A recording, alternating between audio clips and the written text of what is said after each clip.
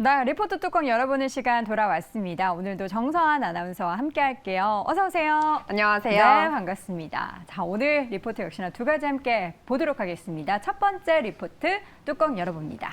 네, 첫 번째는 실적 발표한 현대건설 뚜껑 열어볼 테고요. 4분기 실적 부진한 것보다는 올해 가이던스를 높인 것에 집중해보자라며 목표 주가 56,000원으로 올려잡았습니다. 네, 첫 번째 건설주 가운데서 꼽아봤는데요. 오늘장 강세 보이고 있죠. 현대건설 주가입니다.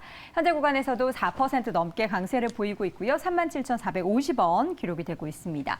4분기 실적 부진 내용부터 좀 볼까요? 네, 일단 실적을 발표하면서 오늘 12개 증권사에서 현대건설에 대한 보고서를 내놨습니다. 그중에서 가장 높은 목표값을 제시했던 신한투자증권의 보고서를 통해서 실적을 볼 텐데요. 일단 영업이익 그래프 통해서 함께 보도록 하겠습니다. 컨센서스보다 크게 하회하는 실적 보고서를 나타냈습니다. 매출은 17%가 전년 동기보다 늘었지만요. 영업이익 쪽에서는 무려 마이너스 57% 정도를 기록했습니다. 일단 요인으로는 이렇게 현대 엔지니어링의 공기 지원 손실 반영을 원인으로 꼽았고요. 이 또한 해외 현장 비용, 그리고 국내 건축물 원가 상승 등이 그 원인이었습니다. 이렇게 4분기 실적은 다소 아쉬웠으나 내년, 그러니까 올해의 실적 방향성을 결정할 수 있는 주택 부문 원가율이 그래도 큰 변동성이 없었다라는 것은 긍정적으로 꼽았는데요. 이를 주시하면서 올해 매출의 가이던스를 크게 상향 조정했습니다.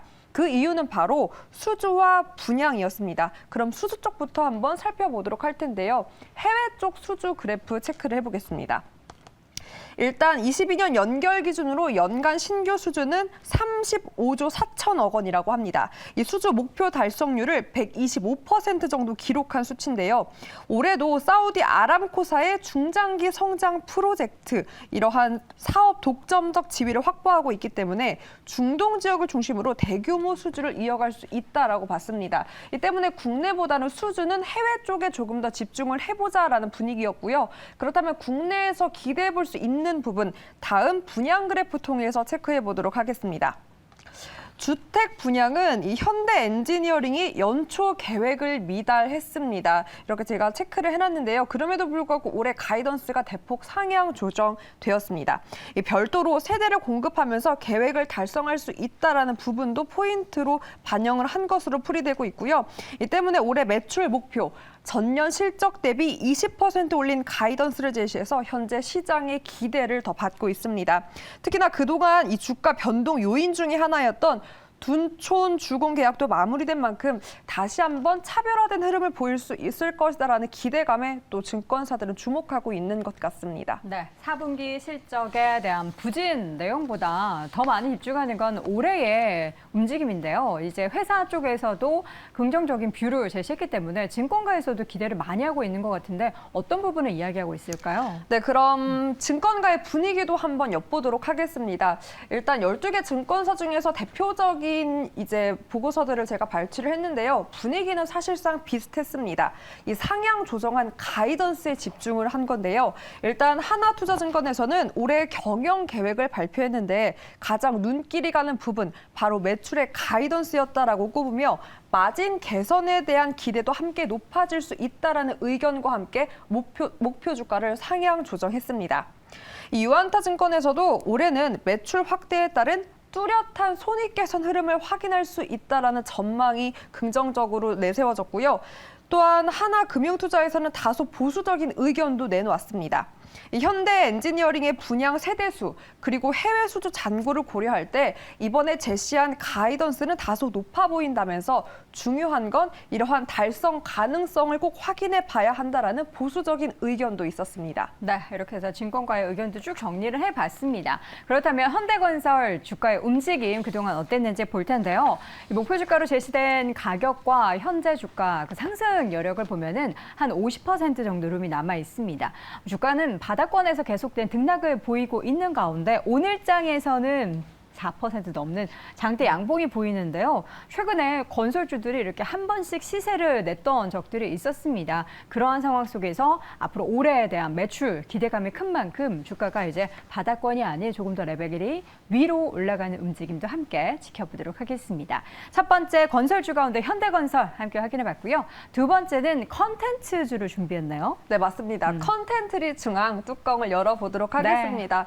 이 최근 시장의 시세가 나오는 또 섹터와 종목을 보면 그 중간에는 또 중국 리오프닝에 대한 기대가 있었습니다. 그쵸. 네, 이를 주시하면서 좋아질 일만 남은 23년이라며 목표 주가 43,000원을 유지했습니다. 네, 컨텐츠리 중앙 오늘장 주가 먼저 확인을 해보도록 하겠습니다. 소폭 상승세 보이고 있고요. 28,800원 기록되고 있는데요. 일단 컨텐츠주 중요한 거는 지난 실적은 별로 좋지 않았어요. 네, 맞습니다. 그래서 아마 올해를 더 기대해 보는 것 같은데요. 일단 지난 4분기 실적을 들여다보면 매출액은 전년 동기 26% 감소가 나왔고요. 영업 부분은 특히나 적자가 지속되면서 역시나 컨센서스를 하회할 것이다라는 전망치가 나왔습니다. 특히나 방송 부분에서 자회사 그리고 위입 손실을 반영해서 이러한 영업 손실 전망이 나왔습니다. 하지만 다행인 건 이 영화 부문에서 그래도 어느 정도 선전을 해줬다라는 부분인데요. 작년 잘 아시다시피 블랙팬서 그리고 올빼미, 아바타 등의 개봉으로 매출이 높아졌고요. 어제 CJ CGV 뚜껑을 열면서 확인한 이 높은 평균 티켓 가격인데도 불구하고 매출이 좋았습니다. 이 때문에 아바타를 필두로 이러한 흑자 전환에 영화 부문에서 성공했다라는 부분이 조금은 긍정적이었습니다. 특히나 이러한 기세를 이어갈 수 있는 호재성 소식도 전해졌는데요. 일단 국내 소식부터 관련 기사 보도록 하겠습니다. 오는 30일부터 드디어 정말 3년 만에 마스크를 벗을 수 있게 되었습니다. 실내에서 더 이상 마스크를 착용하지 않아도 되고요. 물론 의료기관, 약국 등 이러한 대중교통에서 착용 의무는 당분간 유지가 되겠지만 이러한 기조가 특히나 영화 사업의 수익성이 좋아질 수 있다라는 해석으로 반영이 되고 있습니다. 그리고 또한 업황 개선에 대한 기대감을 좀 높일 수 있는 소식도 전해졌는데요. 다음 넷플릭스 기사 보도록 하겠습니다. 일단 간밤에 4분기 유료 회원이 늘어났다는 소식과 함께 시간 외에서도 조금 시세를 냈고요. 이러한 넷플릭스가 올해 우리 한국 콘텐츠를 주시하면서 역대 최다 작품을 라인업에 반영하겠다라는 소식과 함께 또 투자 소식에 대한 관련된 기사도 계속해서 전해지고 있습니다. 이 때문에 조금은 OTT 사업에 대한 성장성에 대한 기대감을 높여도 되지 않을까라는 증권가들의 기대도 높아지고 있고요. 이 때문에 콘텐츠리 중앙도 올해 여러 기대작을 또 준비 중이 있기 때문에 흑자 전환, 영화를 떠나서 방송에도 이제 가능하지 않을까 하는 전망이 나왔습니다. 네, 여기 기사에 보면은 전체 사용자 60%가 지난해 한국 콘텐츠를 소비했다라고 하는데 물론 맞습니다. 우리나라 가입자 수도 많은 편이기는 하지만 전 세계가 우리나라 콘텐츠를 굉장히 사랑하고 또 애청하고 있다는 것이 확인이 됩니다. 매일경제TV도 좀 애청해 주셨으면 좋겠는데 영어 자막이 안 나가서 그런 부분이 좀 아쉽네요. 자, 컨텐츠리 중앙 그럼 앞으로 턴어라운드가 기대가 되는 그 이유를 좀 자세히 확인해 볼까요? 네, 턴어라운드가 가능한 이유는 크게 두 가지였습니다. 네. 바로 앞서 짚었던 이 넷플릭스와의 연장 계약 그리고 라인업 확대인데요. 그중에서도 인기가 좋았던 이 시즌제 라인업이 확대된다라는 것이었습니다. 이러한 라인업들 사진으로 한번 보도록 하겠습니다.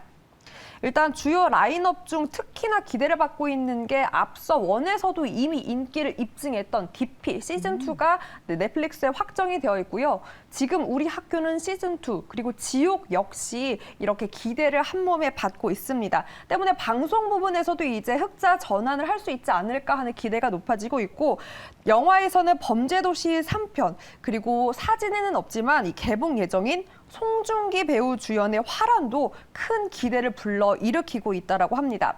이러한 라인업 그리고 앞서 짚었던 실내 마스크 해제에 대한 기대감까지 함께 엮이며 이 수익성 개선이 올해는 충분히 가능하지 않을까 하는 분석이 계속해서 나오고 있습니다. 네, 오늘 컨텐츠주에 대한 이야기 참 많이 합니다. 넷플릭스의 신규 가입자 소식 그리고 실적 발표 내용에 따라서 국내에서도 화두가 되고 있는데요. 앞서서는 저희가 탑픽으로 꼽은 스튜디오 드래곤을 자세히 봤다면 리포트 통해서는 컨텐츠를 중앙 확인해봤습니다. 그러나 컨텐츠리 중앙은 다른 콘텐츠주 대비해서 주가의 상황이 굉장히 아쉬운 부분이 많습니다. 물론 바닥권 대비해서는 주가가 많이 회복했다라고도 볼 수 있지만 다른 콘텐츠주 정말 강하게 오를 때 컨텐츠리 중앙은 좀 제한적인 상승밖에 보여주지 못했고요. 그것마저도 이날 좀 최근에는 힘을 잃는 그런 모습들이 보이고 있습니다. 이 컨텐츠리 중앙 가지고 계신 분들은 나 컨텐츠주 가지고 있는 거 맞아? 이렇게 생각하실 것 같은데 목표 주가가 어쨌든 2만 원대보다 훨씬 더 높은 4만 원대까지 제시가 된 상황이기 때문에 올해는 컨텐츠리 중앙에 이 관련된 콘텐츠의 흥행 기대해보면서 주가의 움직임도 함께 지켜보겠습니다.